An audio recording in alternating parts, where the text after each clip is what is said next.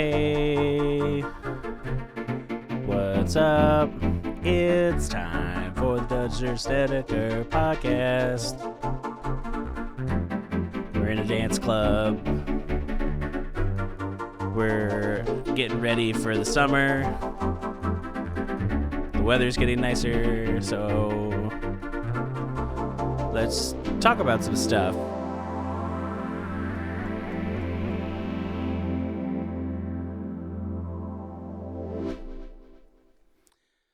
Hey there. Hello. Salutations, greetings. However you say hello. I'm Dutcher Snedeker. You probably gathered that from the podcast name. You probably gathered from the fact that this is episode 17 of the podcast. You've probably already gathered that this podcast is named after me. Because I'm the only one in this podcast. It's just me and my can-do spirit. Just I can do it. I could do a lot of things. So this is me going, I can. Here I go. It's me being the can man. Wow, it is May already. It feels like just yesterday it was the top of 2021, and we were all like, oh, is this year going to be like last year? What's going to happen? And, you know, some things are changing. Some things are opening up. Some things are doing that. You know, I don't want this podcast to just be a chronology of existing in a pandemic world. But, you know, it's kind of everywhere. It's kind of hard to ignore, like, the little ways it's impacted things. I mentioned how there was a case at the restaurant that works below the venue that I had been playing at, and that they had canceled 2 weeks of shows, and how it was crazy, you know, that there was, you know, just this ripple effect. It's like one person and then it just chain reaction, and suddenly, you know, multiple people can't work, multiple people can't stay open. It's a whole thing. But luckily, out of nowhere, they said they wanted more dates in May. So I'm going to be playing some more shows in May, which I'm excited about. I am excited also that the weather is changing. It's turning from kind of a glum, like in between spring winter vibe, where like sometimes it's kind of cold and wet. Other times it's cold and a little bit sunny. It's still mostly cloudy. Today it's kind of overcast, the day I'm recording it, or this podcast, but it's good to have. I don't know if you have this feeling in other states, but in Michigan, each season brings about some expectations. It brings about some, you know, some hobbies, some habits, some things that Michiganders, you know, we just make a little something out of each season. You know, some seasons are better for fishing. Some seasons are better for, you know, winter sports and winter equipment. Some seasons are better for enjoying the lakes. Some people enjoy the lakes year round. Some people live along those lakes year round.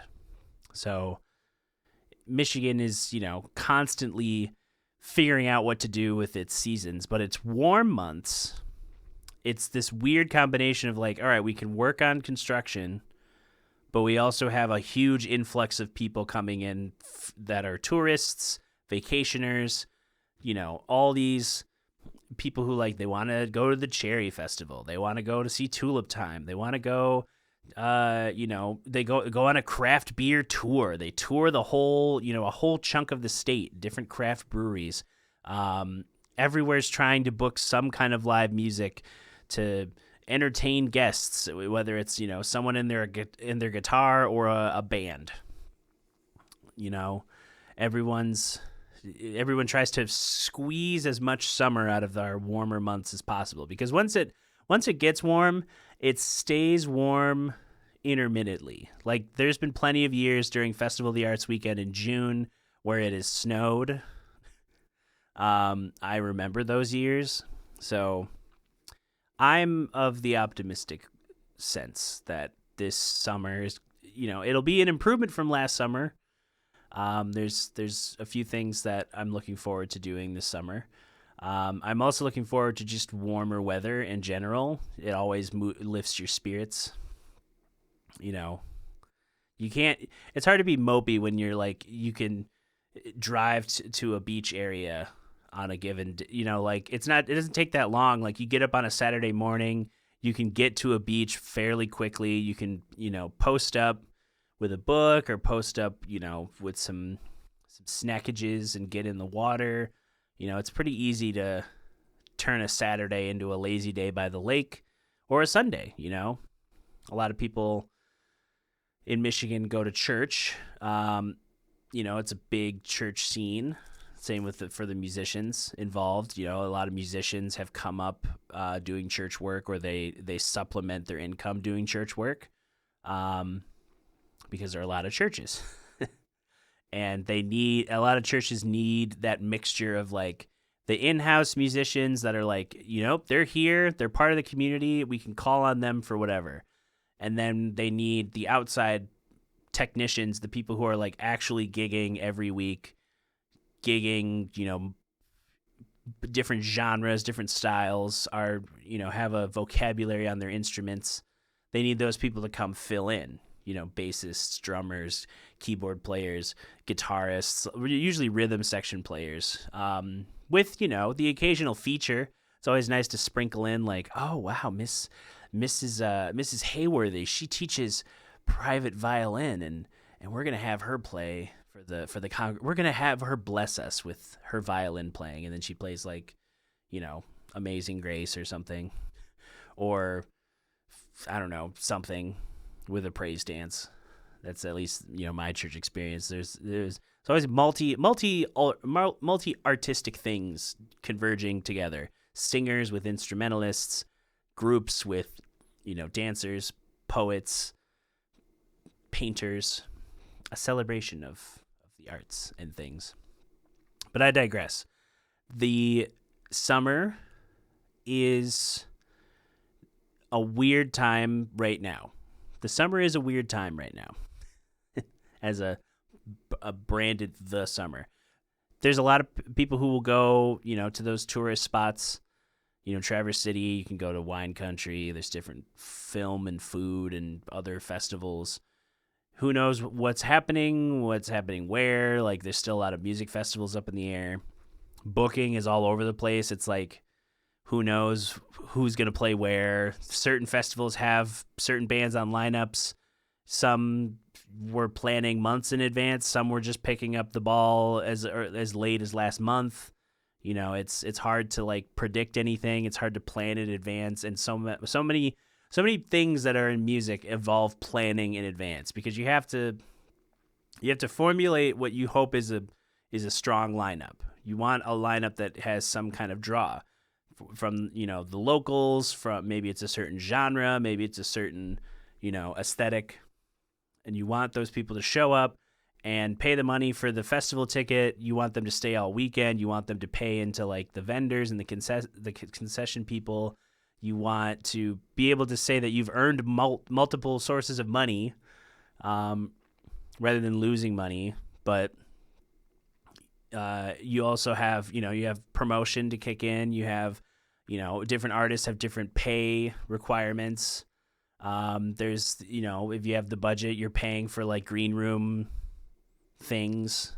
Like, there's so much money that goes into like convincing someone to get out of their house and attend a thing. Because if we've seen in the past year, a lot of people are content with, I don't want to say content, because a lot of us, we grew accustomed to working from home because of the circumstances. It's not like people were naturally like, this is what I like. But some people realize like, wow, I really like being in a house. And I don't need to leave my house. You can get Instacart for your groceries. You can have Amazon for all your other deliveries, and you just exist in your house, and that's it. And some people, that's what they like about life, is that they have this kind of incubation chamber that they can, post up in.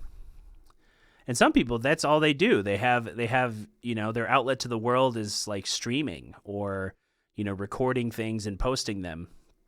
Like I often wonder about a lot of YouTubers who they would lead otherwise simple lives if they weren't doing YouTube. Like, they have like they're close friends. They live in a chill community. They do like, oh, we're going to go get coffee. We're going to go grocery shopping. We're going to go see a show. But then they have the attention of millions of people on, with their funny videos or their educational or engaging videos. So I bring this up because there's going to be a kind of second wave of streaming during the summer type stuff. It's, a mixed bag of festival presentations, how to package things, how to get people interested in a thing that'll continue to be virtual for this year.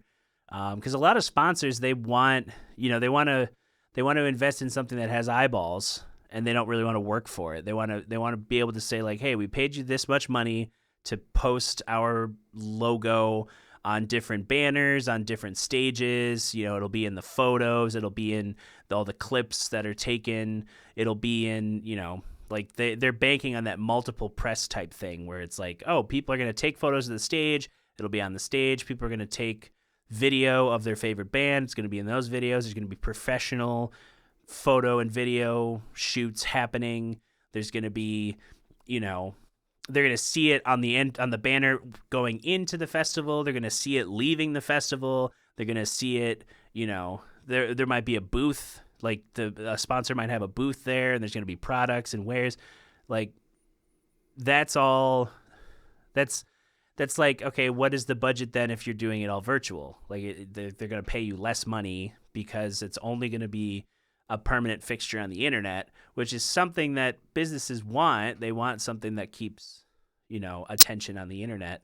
And a lot of stuff that's being made now, even if it doesn't start on the internet, they're thinking about the internet. They're thinking about how to go viral, how to get millions of things. So I think the summer is going to be another interesting hodgepodge of like, who's playing where, how is it being kept, how are people being kept safe, what level of comfort do people have to do anything. I've consistently been proven wrong at the listening room of like, who's going to come out and see this. Turns out a lot of people, if you say that, hey, you can come chill in a safe environment and order some food and drinks and hear some music, they'll spend 90 minutes there and they'll chill and they'll have a good time and they'll, tell their friends and their friends will come and, it's like there's that choice. But I think like pre-shutdown, how much effort goes into like, telling someone like, hey, instead of sitting down on your favorite place to sit down, your couch, your computer chair, your lounge chair with the reclining, footrest, like instead of sitting there and just soaking in delicious programs or YouTube binges or Netflix series binges, why don't you take, come see a set, come pay $10 to go to this thing. It supports a local band and it supports maybe even your friend, you have a friend, and it's got these bands and you can check them all out. There's stuff online. You can make the decision. And then, a lot of people are like, oh, I'm too tired. Oh, I don't want to do this. I don't want to see people. I don't want to do anything. All right, okay, now we have this option for live streaming. You can tune in and you can put on your favorite PJs, sit in your bed, watch it on a projector. You can just, make your own snacks. You can pause the stream and go get your, like, oh, I need to refill my popcorn. You can go do that. You don't need to worry about missing any of the notes. You can just pause the stream and then keep going. And then people are like, no, I don't really like live streams. I just want the environment. I want the live feel. I want everything about a concert. Okay, the only way to do that, I guess, would be to adopt, these early pieces of tech in the virtual reality space. Like get a headset, get the motion trackers, get a haptic feedback suit, get a a good pair of like surround sound headphones, 3D audio headphones, and just be immersed virtually in a concert environment while you're in your living room, and it's only going to cost a few $1,000s to set up. It's like, well, I don't have the budget for that. I need something that's like a little bit cheaper, something I don't really need to like, like if I could, I'd rather pay somebody else to like have that experience for me. All right.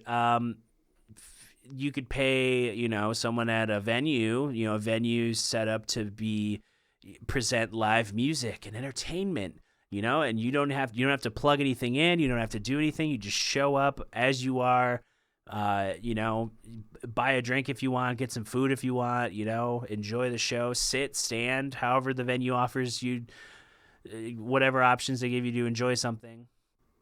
Oh, you see, but I don't know. I really don't like venues if they're, if they're loud, if they don't have seating, if the concessions are too expensive, if the environment's too big or too small, if it doesn't feel comfortable, but it also doesn't feel authentically comfortable. I also don't want to have to, pay for a ticket and then pay for other stuff. Like I'd rather, I wish I could just bring my own drinks and then pay. It's like this. Do you see how many words go into just like trying to convince a person like, hey, you're going to have fun. Just show up. Half of my life is just like, I know I'm going to have fun. It's just it's the transitions that are always like, you mean I have to get up out of my comfy chair? Like today, I was like, I'm going to come record this podcast. And every part of, I woke up late and I was like, I don't, can I just stay home? And I'm like, no, I have this and I have this and I have this in the evening. I have to do some things beforehand. And that's why this episode also is going to be shorter, because partly because I wanted to change the format again. I went from like an hour roughly to 45 minutes. Now I'm going from 45 minutes to a half hour. I figure it keeps everything a little bit more tight. You get in, you get out, you see me, you get a little bit of an update from my life, you get a little bit of opinion, you get a little bit of whatever, me doing something on keys.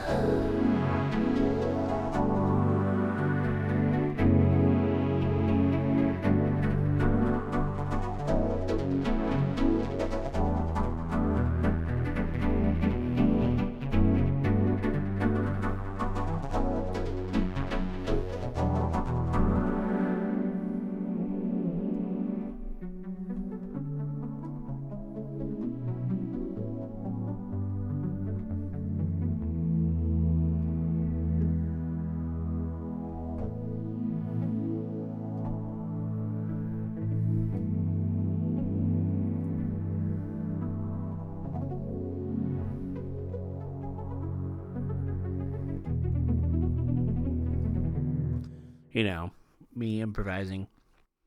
But you see how there's more than just like think of everything that music was up against before all the stuff happened. I detailed at length of the feeling that goes into trying to advertise a show. It's really easy to get jaded, but it's also like, it's the reality of the thing. You put 1,000,000 hours into trying to figure out how to dress up something to get people to come see it. And you do that over and over until people start coming to see it. And then you build off of that, and it's usually some combination of finding where there's a balance between what people like and what you like as an artist. And not, trying to shove something down people's throats that, they're not digging. And again, audiences are subjective. There's a worldwide audience. There's platforms like Bandcamp that'll let you get as weird and niche with how your genre is labeled, and have like a bunch of people in that category for you to reference. Algorithms on Spotify and YouTube do a decent job of like kind of distilling like, this is the style and here's other stuff you can listen to. Um, but humans recommending things to other humans is still a thing. It still exists, but a lot of people like algorithms because it's like, oh, I just hit a button and it's got a bunch of new stuff for me to check out instead of seeking out something or asking for someone to recommend you an artist. It used to be like, oh, here's a mixtape or a mix CD, and you could listen to a bunch of different bands at once. Or like, hey, you have a SanDisk MP3 player that can fit like maybe 2 albums. Like you should put these 12 songs on it or something. Like, I don't know. It's there's a hope. There's a hope that this summer, there's gonna be fun stuff. I'm gonna enjoy parts of summer. Am I going to hit the ground running as hard as I did 2 years ago? No. That's gonna take another year before that happens again. 2019 was like by far the busiest personal year of it was like my first full year out of a school environment was 2019. Think about that. Kindergarten, preschool, young 4s and 5s, and then kindergarten, all the way up through my undergrad, straight through.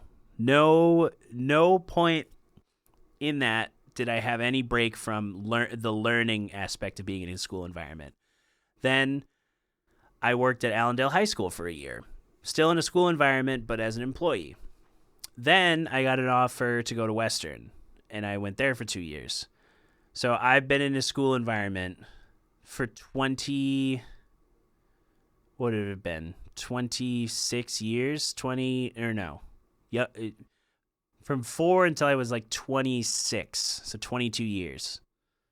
I was in a school environment. And the first full year out of school was like, my first festival things where I had booked them, my first, the first stretches of like a mini tour run, like 4 days, 3 days, 5 days, playing in Chicago for the first times, playing in Indiana, playing in Ohio for the first time, playing in, well, I guess it wouldn't be the first time I was in Chicago. I had been in there in the past through school-related events.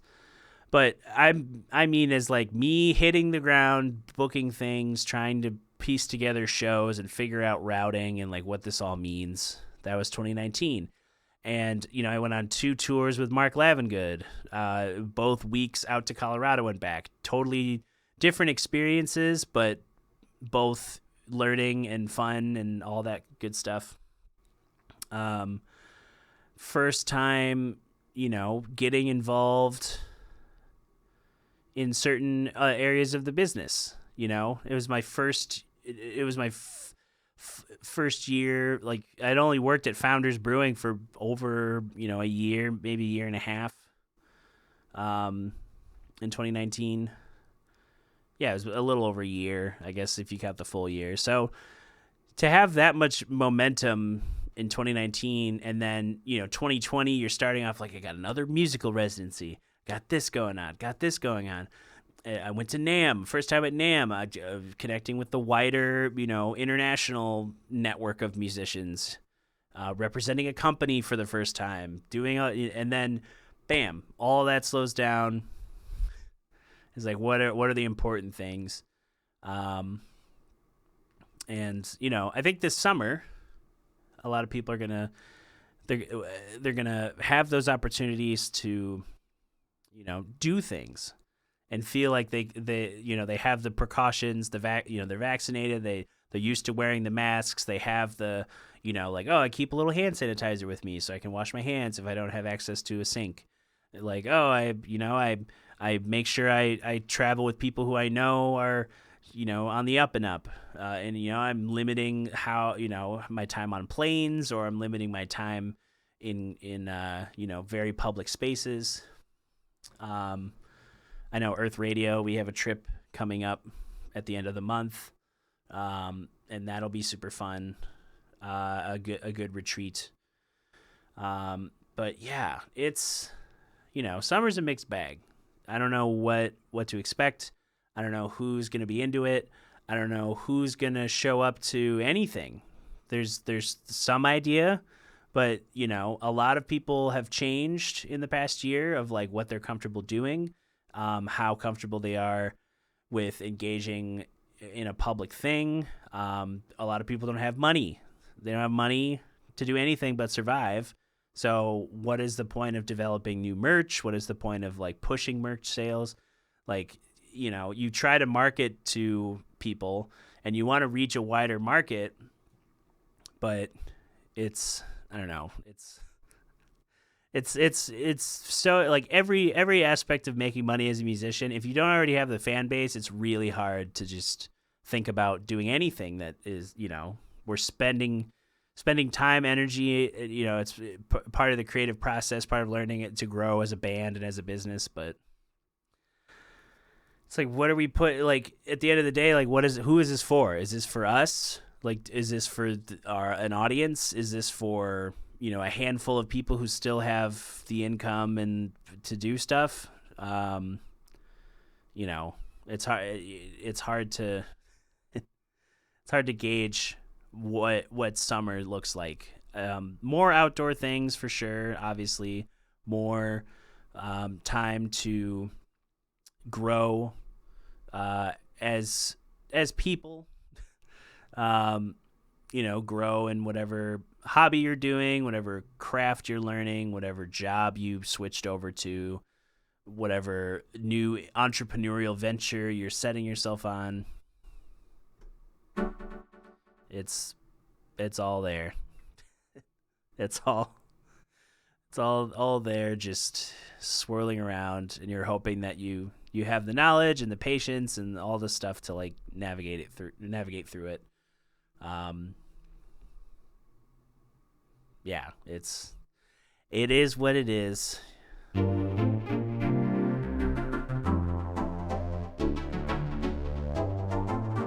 I'm gonna end there. But thank you for listening. Let me know how you think about this shorter format. It's closer to the length of time you watch a Hulu show or a Nickelodeon show. Maybe it's a little better to have this shorter format for this type of podcast. Again, you can support by going to DutcherSnedeker.com and looking up all the places on the internet that I am operating in, and you can follow those platforms. You can also become a patron at DutcherSnedeker or patreon.com/DutcherSnedeker, all that good stuff. But I hope that you enjoy your week. At the time this will drop, May 7th will have happened, and Earth Radio's new single will be out, so go check out After the Plague, Earth Radio's upcoming single. And I'm playing Fridays and Saturdays at the Listening Room, so if you're listening to this early, come see me then. If you're listening to this after the fact, plan on the next Friday and Saturday, all the way up through May. So I don't know. Go out there and figure out your version of summer fun, and we'll see you in the next episode of the Dutcher Snedeker podcast.